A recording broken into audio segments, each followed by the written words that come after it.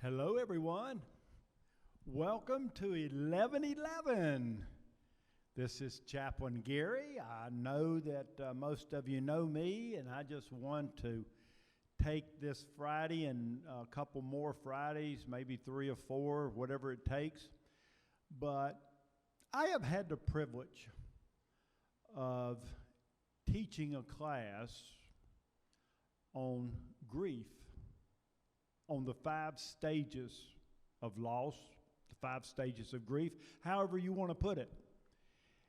And I have the privilege of teaching it to the CNA class. It's very important that the CNAs understand how to handle families, how to be a part of people's lives in a proper way. And it's just important to understand that. And being a pastor for almost 40 years now, I have been in all different types of situations. I've been in suicide situations where mothers have taken their own life and left little children behind. And the children grieve, the husband grieves, the father grieves. There's just been a lot of situations there that create a time of grieving. So what I would like to do is I'd like to just share with you some thoughts. Now, a lot of this may not apply to you, but, here's the but part, but you get the opportunity to maybe share it with someone. Maybe be a part of someone's life by helping them to grieve. So there's many factors that I share that is going to maybe be something that you don't agree with. But yet it's something that is very important for us to understand, because you may not agree with it, but it may apply to somebody else. So that's why it's real important as we go through this to understand that the stages of mourning and grief are, now please hear this, universal. They are experienced by people from all walks of life. And it's in all types of situations. And I share that because a lot of people think that grieving is only associated with death. That is true, but there's many other areas in our lives that create grief. There's many different ways, in other words. An individual experiences terminal illness. They go to the doctor and they hear an illness or a terminal illness that will eventually take their lives. They in themselves start a process of grieving. Many of them do. A loss of a close relationship contributes to grief. The death of a valued being, whether it be a human being, yes, or a pet. It could be a dog that's lived with you for many years, just like a family. I know that I've had to put 3 poodles down in my life, and it's hard because they've been a part of my family. And that causes a grieving process to begin. And then the loss of anything important. Now, this you need to hear this, but yet, as I said before, many of it don't apply to your situation, but maybe you can help somebody else in another situation understand this. And this is where people get a misnomer about grief. Good examples are a loss of job can cause much grief. The loss of a home. The loss of financial security, the loss of a loved one through divorce. These create grieving, the grieving process. miscarriage, the loss of a baby. Aging. Yes, you heard me right. We're on a retirement community.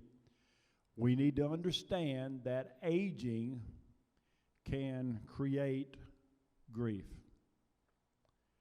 I have an uncle right now that's going through the process of aging. He's 79 years old, and he's not handling it well. And he is in deep depression right now through it. Yet he used to be very vivacious and very going to the gym, working out and stuff, but he's hit a wall when it comes to aging. And that can be a problem, and it can create a grieving process. The loss of idealism, the ideas that you have that you feel are senseless anymore. The loss of physical beauty can create a grieving process. You say that, wow, I can't believe my skin has changed. I have wrinkles now. This body ain't what it used to be. The loss of a limb, an amputation, can create grief. The loss of a best friend can create grief. Even as far as relocating can create grief. You know, when you came here, you left, probably majority of you left your home and you had to come here. You retired to this retirement community, whether it be nursing home or whether it be independent living or assisted living. You have created, and you probably have gone through the grieving process. And this process can last. I mean, it's not something that's here today and gone tomorrow. It's not something that lasts a week or a month. It can last for years. And that's why it's so important to understand the grieving process. So not only relocation, do you know what another part of grief is? If you had children and all of a sudden you become an empty nester. In other words, it's back down to just your wife and you, or your husband and you. You become an empty nester. The kids are gone. They moved out. That can begin the grieving process. I think you're understanding where I'm going here, but you need to understand not only does death cause it, but many other things contribute to grief. The loss of self-respect can create grief. Not respecting yourself. Not fulfilling not seeing a purpose anymore. Not allowing your vision to create faith and hope in your life. So we see that the loss of self-respect. And yes, you probably know what I'm going to say next, but the loss of the dream. When you have no more dreams. When you think that you're in the last season of life and you have no more dreams. They can create grieving process. The loss of independence. The loss of your ability to do things. In other words, the long-term disability or illness. All this is a part of the process of understanding that, yes, anything like this can create a grieving process to start in your own life. And in this grieving process, and this is what we're going to talk a little bit about today, and we'll conclude it next week, is the 5 stages of normal grief. I want to share that with you. It's very important that we understand the process so that we can identify with the process of grief.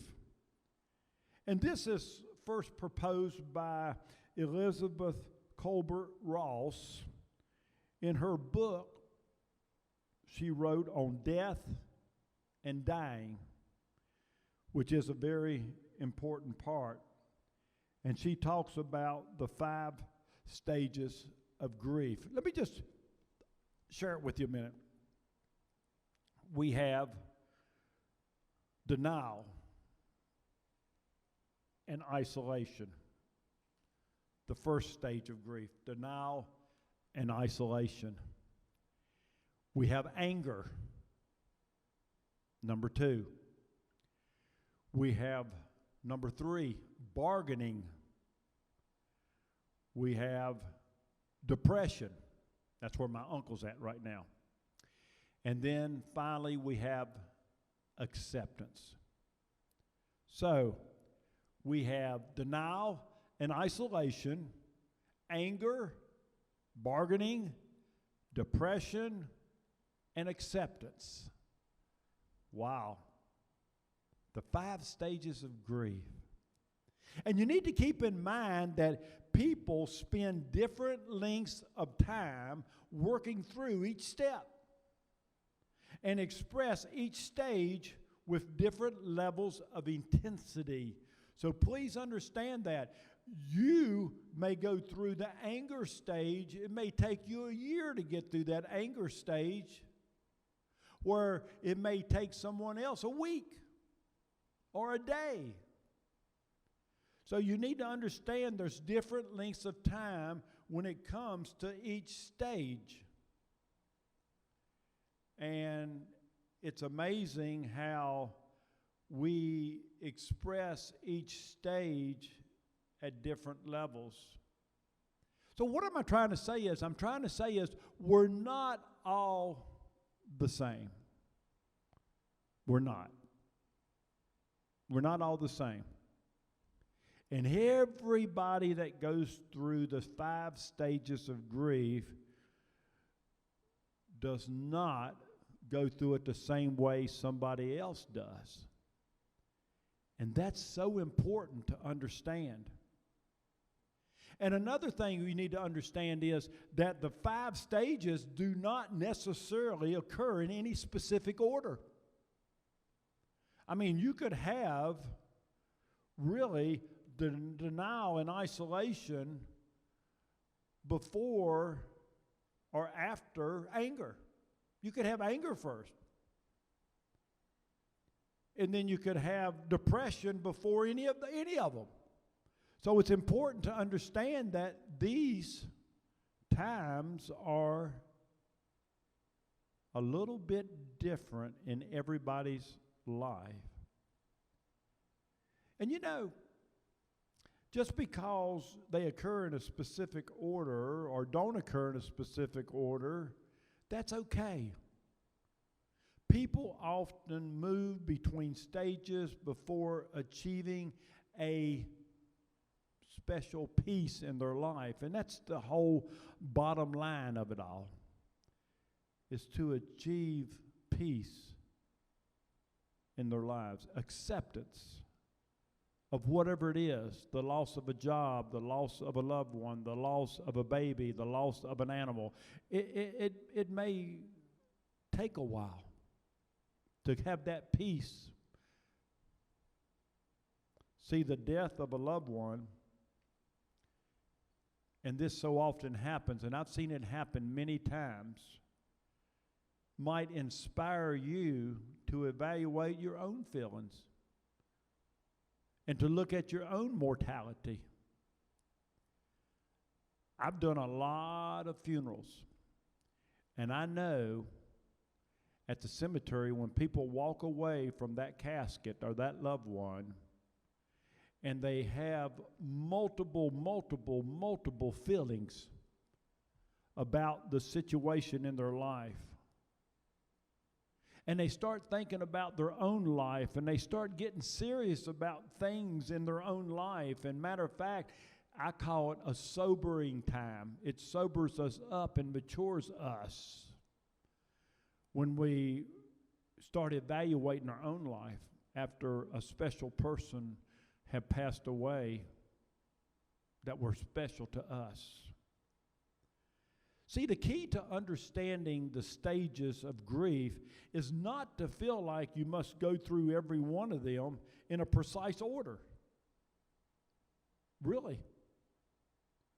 Instead, it's more helpful to look at them as guides.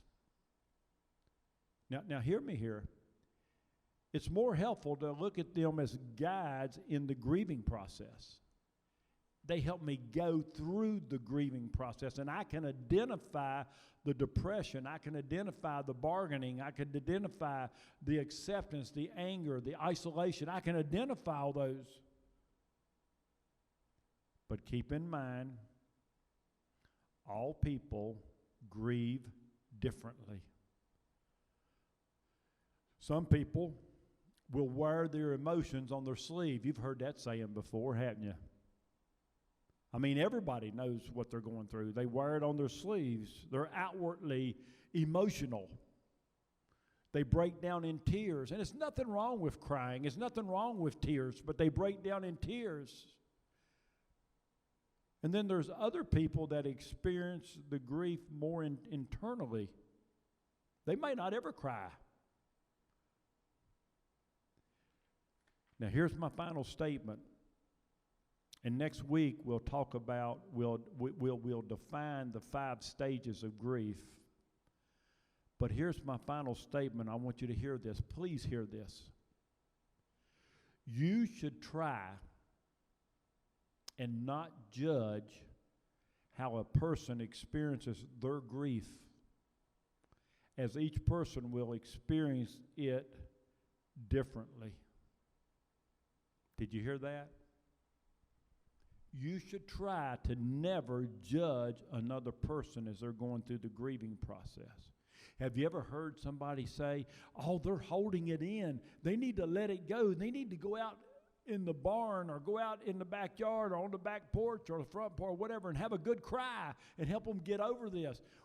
We cannot judge that. We should not judge that. Let me tell you where we are as a help person, a helpmate to these people that are grieving. We need to be a shoulder that they can lean on. And we need to be able to talk less and listen more.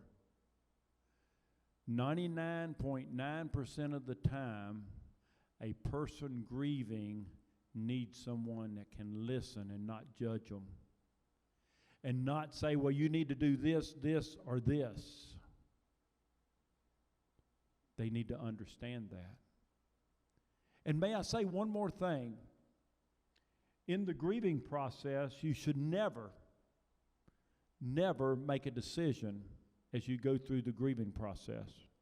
Because when you go through the grieving process, when you get through, you would wish you hadn't made that decision and you would have thought more through that decision. So it's very important that you understand that, because so often we try to make a decision. I had a funeral just about 5 weeks ago, and the daughter said that she was going to ask her mother to move in with her because the husband was the one that we were burying that passed away. And I thought to myself, and I didn't say nothing to the daughter, but I thought to myself, she needs to let mom make that decision.